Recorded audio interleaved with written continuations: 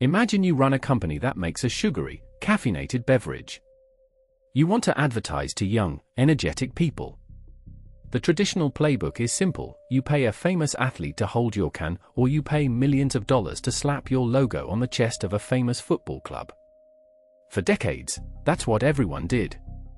But in 2005, the Austrian energy drink company Red Bull looked at that playbook and threw it in the trash. They realized that renting space on someone else's team was a terrible investment. Why rent a billboard when you can own the highway? Instead of sponsoring a team, Red Bull decided to buy one. Then they bought another. And another. Today, Red Bull doesn't just sponsor football, they own a multi-continent football empire stretching from New York to Brazil to Austria to Germany. They haven't just hacked sports marketing, they fundamentally reverse-engineered how a modern football club is built. And in the process, they became the most hated name in the beautiful game. The story starts in 2005, in Red Bull's home country of Austria. Red Bull's billionaire founder, Dietrich Mateschitz, bought a local club called SV Austria Salzburg. The fans were initially thrilled. A billionaire owner usually means expensive new star players and trophies. But Mateschitz didn't want to fund a historic club. He wanted a marketing vehicle. Almost overnight, the club's 72-year history was erased. Red Bull changed the club's name to FC Red Bull Salzburg. They changed the historic violet and white kits to the corporate colors of a Red Bull can: red, blue, and silver. They changed the crest to feature the charging Red Bulls. They even declared that the club was founded in 2005, completely wiping away the team's past. The traditional fans were outraged. They protested, they boycotted, and eventually, they left to form a breakaway club. But Red Bull didn't care. They poured money into the team, dominating the Austrian league. Red Bull Salzburg became a dominant force, winning title after title. But dominating Austria was never the end goal.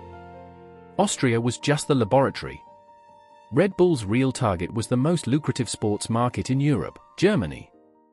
Germany has the highest average football attendance in the world.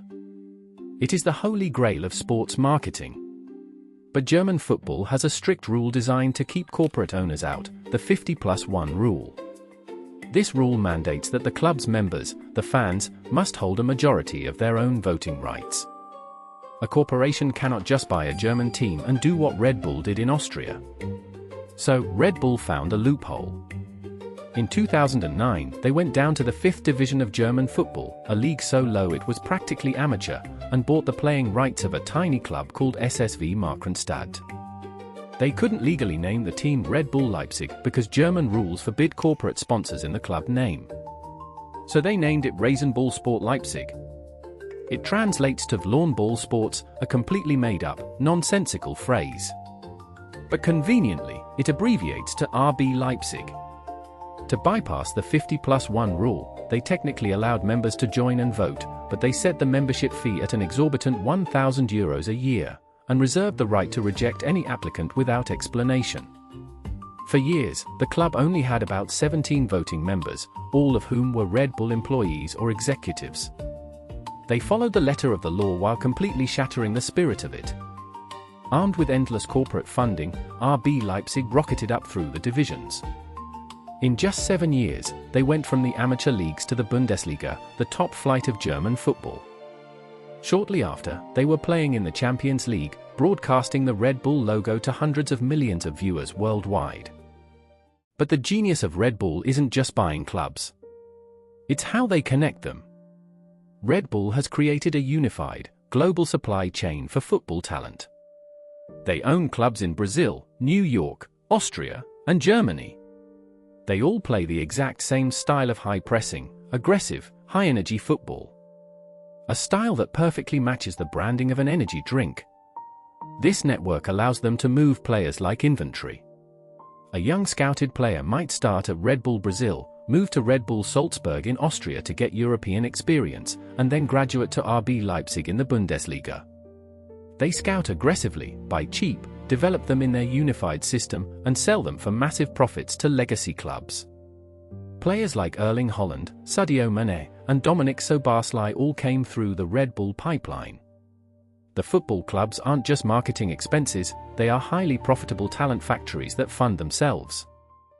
Football purists absolutely despise the Red Bull model. In Germany, RB Leipzig is routinely met with massive protests.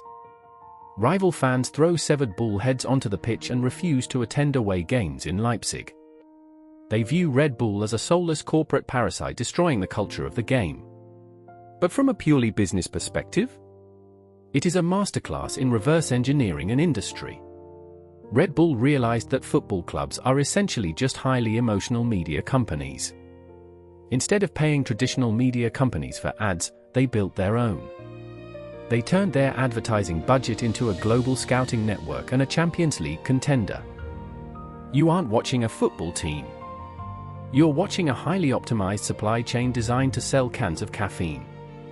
Next week, the blood testing machine that never worked.